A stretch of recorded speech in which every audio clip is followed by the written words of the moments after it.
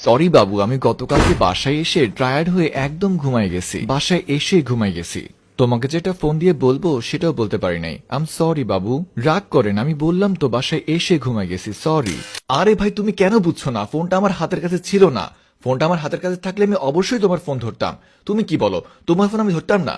কি যে বলো, আমার হাতের কাছে ছিল না। বিশ্বাস করো বাবু, বিশ্বাস করো, ফোনটা আমার হাতের কাছে ছিল না। তুমি কেন আমাকে বিশ্বাস করো না? তুমি কি আমাকে সন্দেহ করো? সারাক্ষণ আমার মাথায় অনেক প্রেশার থাকে, তুমি আমাকে তার উপর প্রেশার দিচ্ছ।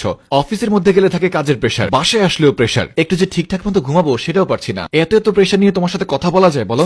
সরি বাবু, আমার ফোনটা কাল সারা দিন বন্ধ ছিল। সারা দিন বন্ধ ছিল জানো, এই জন্য তোমার সাথে কথা বলতে পারি নাই। সরি বাবু, আমি সত্যি সরি। বললাম তো আমার ফোনটা বন্ধ ছিল গতকালকে। দেখো আমাকে একটু বিশ্বাস করো, শুনো আমার কথাটা তো শোনো। আমার ফোনটা গতকাল সারা দিন বন্ধ ছিল। আমি যে তোমার ফোনটা ধরে কথা বলবো সেই সুযোগই তো না, আমার ফোনটা তো বন্ধ ছিল।